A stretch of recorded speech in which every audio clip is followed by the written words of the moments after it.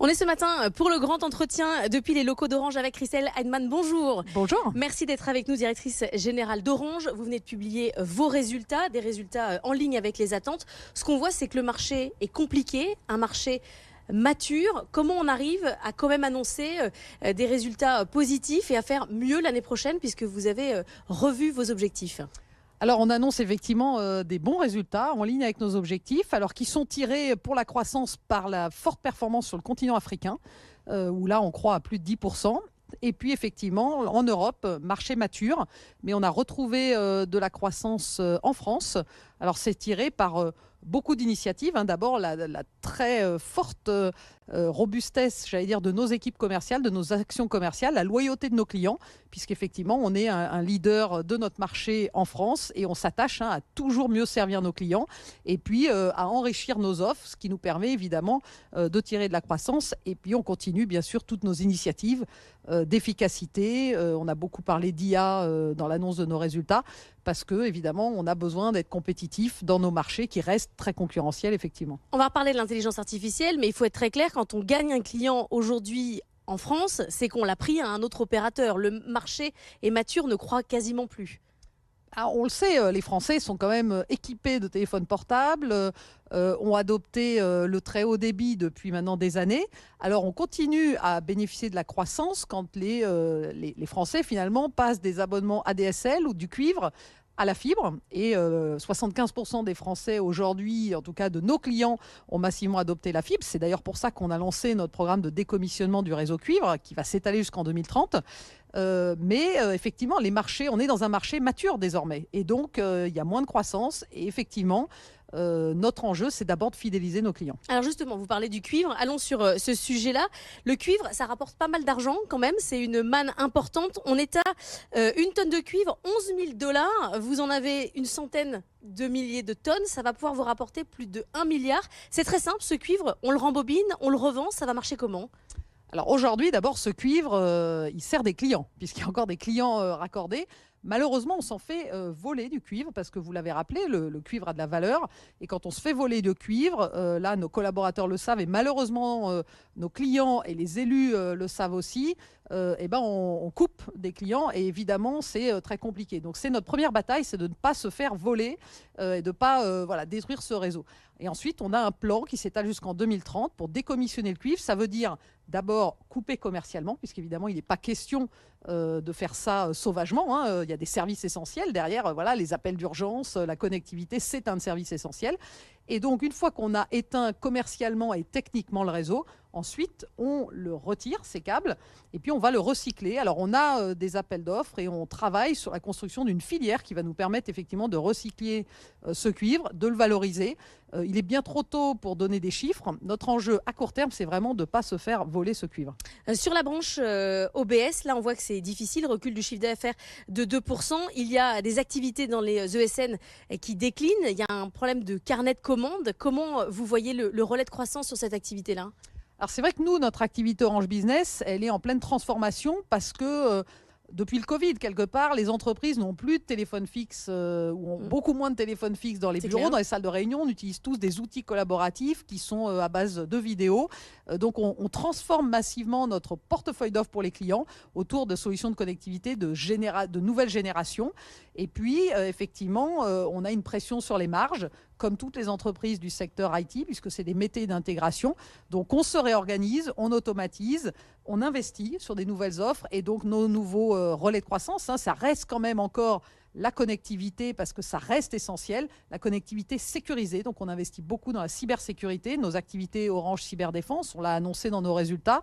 On est à plus de 10% de croissance depuis maintenant plus de 3 ans. Plus d'1 milliard de chiffre d'affaires, même bien au-delà. Et donc, ça, c'est évidemment un relais de croissance. Mais on a aussi annoncé des nouvelles offres autour de l'intelligence artificielle, puisqu'on veut permettre à nos clients d'avoir certes de la connectivité absolument essentielle, mais d'enrichir avec des services l'intelligence artificielle, toujours dans des environnements sécurisés, car on ne le redira jamais assez. tout le monde peut être victime et les enjeux de protection des données, protection des entreprises, en particulier les PME, on a encore du travail à faire pour qu'on protège l'ensemble des entreprises en France. Alors vous annoncez sur l'intelligence artificielle un accord avec Mistral. Alors j'ai envie de dire qui ne le fait pas, puisque désormais tout le monde a un accord avec Mistral. Vous allez le déployer pour les comptes pro notamment, mais vous avez donné des chiffres précis pour 2024. Déjà 100 cas d'utilisation de l'intelligence artificielle, ça fait 200 millions d'euros de valeur en plus. Concrètement, comment ça a été déployé et qu'est-ce que vous avez comme cas d'usage où vraiment ça a été utile chez vous? Alors, en fait, l'intelligence artificielle, on l'utilise depuis des années chez Orange. On a des partenariats avec plusieurs acteurs. On travaille avec les grands acteurs de la tech. On avait annoncé lors de nos Open Tech Days un partenariat avec OpenAI et Meta pour les faire travailler, pour développer des modèles de langue sur les langues régionales africaines, par exemple, parce que nous, on part du principe que l'IA, elle devrait être inclusive et on devra la proposer à tous. On l'utilise aujourd'hui dans nos services clients. On l'utilise dans nos opérations. Je vais prendre un exemple très concret. Aujourd'hui, nos techniciens qui déploient la fibre, qui viennent raccorder les clients, pour des contrôles qualité, on utilise des reconnaissances d'images, donc avant, après, photo avant, après, sur des points de contrôle dans le réseau. Ça embarque de l'IA et ça permet d'améliorer la qualité et de réduire le taux de panne sur nos réseaux fibres. Et on a donc comme ça 150 cas d'usage que l'on déploie à l'échelle dans le groupe. Vous avez un énorme sujet de compétence sur l'intelligence artificielle, mais de formation en interne. Est-ce que ça se passe de manière fluide? Est-ce que c'est compliqué? C'est pas toujours facile de changer de métier, de se former complètement à autre chose. Vous avez aussi annoncé un plan de départ volontaire. Est-ce qu'il y a des gens qui préfèrent partir plutôt que d'évoluer au sein de la même entreprise dans un nouveau métier? Alors, on n'a pas annoncé un plan de départ volontaire, on a signé à l'unanimité avec nos partenaires sociaux un accord qui justement vise à être très transparent et à accompagner la mobilité en interne, parce qu'effectivement, on a des besoins sur des nouveaux métiers, on parle de data, on parle d'IA, on parle de cybersécurité, et notre priorité, c'est de former et finalement de convertir et de reconvertir nos collaborateurs en interne. Donc on a des mécanismes d'incitation financière, y compris pour ceux qui effectivement le souhaitent, parce que c'est faire le choix finalement de se former quand on a parfois 20 ans d'expérience dans un métier. Donc ça, on l'accompagne. Priorité évidemment à la formation en interne. On investit plus d'1 million d'heures de formation par an, donc c'est évidemment une priorité pour nous. Et puis, on s'est engagé dans ce plan également à recruter, parce qu'on veut aussi recruter des jeunes, on a besoin de nouvelles compétences, et on accompagne aussi ceux qui souhaiteraient quitter l'entreprise. Alors, chez Orange, effectivement, ça passe par des personnels qui sont en temps partiel senior, c'est-à-dire des collègues qui décident finalement, quand ils sont en fin de carrière, de transmettre leur savoir-faire et puis d'être un peu détachés et d'être en temps partiel. Donc c'est voilà, toute une palette de dispositifs. Mais notre enjeu, c'est effectivement d'accompagner sur ces nouveaux métiers, à la fois recruter et puis former en interne. Il y a eu cette discussion sur un CDI senior pendant la réforme des retraites. Ça ressemble à ça, ce que vous avez chez vous? Il y a une compensation sur le salaire partiel. Ça fonctionne comment? Alors, c'est des collaborateurs qui décident effectivement d'être en temps dégagé, c'est-à-dire qu'effectivement, ils ne sont payés. La première année, ils travaillent 50% et ils sont payés que 70% de leur salaire. Et puis ensuite, ils sont en temps dégagé, ils restent salariés de l'entreprise, mais ils touchent 65% de leur salaire. Voilà, donc c'est au choix, c'est sur la base du volontariat.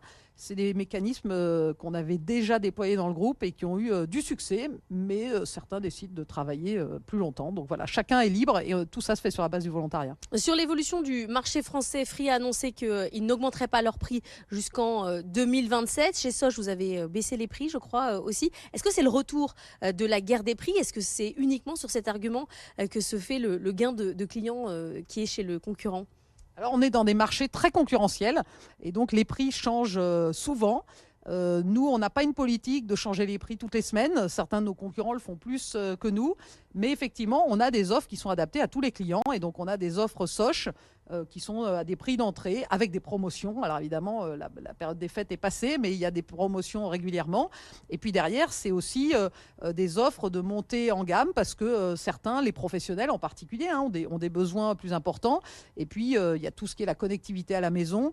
On offre aussi, on vient enrichir avec des offres de contenu, des subventions si vous apprenez la fibre et puis que vous voulez aussi avoir des offres de vidéos et de contenu. Donc, on a toute une palette de solutions. Et une fois de plus, il y a évidemment un marché très concurrentiel Et en même temps, nous, on veut chouchouter nos clients et puis toujours leur proposer plus de services. Un mot de la bourse. Ces derniers temps, les marchés financiers aiment les valeurs qu'ils n'aimaient pas auparavant. On voit que Deutsche Telekom a pris 15% depuis le début. Vous avez pris plus de 10% depuis le début. Je parle du début de l'année 2025. Est-ce que vous pensez qu'on a changé d'époque, que désormais les marchés, après avoir dit il y a beaucoup trop d'investissements, ça coûte cher, attendent désormais un retour sur investissement et vous aiment désormais beaucoup plus qu'avant? Les opérateurs télécoms, alors il y a eu des périodes, des hauts et des bas. On reste à des niveaux de valorisation qui, effectivement, on travaille tous les jours pour expliquer à nos investisseurs qu'on est des services essentiels. On a annoncé des résultats qui sont des bons résultats. On améliore notre génération de cash flow. Mais c'est vrai qu'on est dans des métiers qui sont très intenses en investissement dans les infrastructures. Et aujourd'hui, en Europe, c'est vrai que si on n'est pas numéro 1 dans son marché, on n'a pas beaucoup de capacité à investir. Or, le déploiement de la fibre, ça coûte des milliards. Orange est le leader du déploiement de la fibre en Europe, mais ce sont des milliards que nous avons investis et nos investisseurs, effectivement, attendent de nous d'avoir un retour sur ces investissements. Et là, c'est des sujets de régulation, pays par pays. Ça reste encore compliqué. Donc, c'est vrai que les opérateurs télécoms ont retrouvé un peu l'attraction des investisseurs, mais tout ça, évidemment, est à la merci des marchés financiers dont on sait qu'ils sont très volatiles. Et à la merci des régulateurs, vous avez envoyé un petit pic aux régulateurs européens pendant la présentation des résultats. Vous appelez une simplification, notamment pour pouvoir investir. C'est quand même ça le sujet derrière. C'est vrai qu'il y a beaucoup de sujets de simplification, ça dépasse largement. Je ne crois pas qu'il y ait un chef d'entreprise qui nous écoute et qui ne pense pas qu'on ait besoin de simplifier pour bénéficier finalement de la taille critique de l'Europe. Aujourd'hui, pour donner un chiffre, on a plus de 70 opérateurs en Europe, il y en a 3 aux États-Unis, il y en a 3 en Chine, il y en a 3 en Inde. Je pense qu'avec ça, on a tout résumé.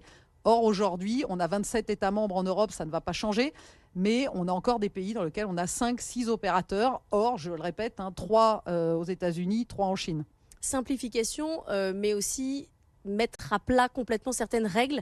Il y a des règles qui vous empêchent de travailler, de développer votre business?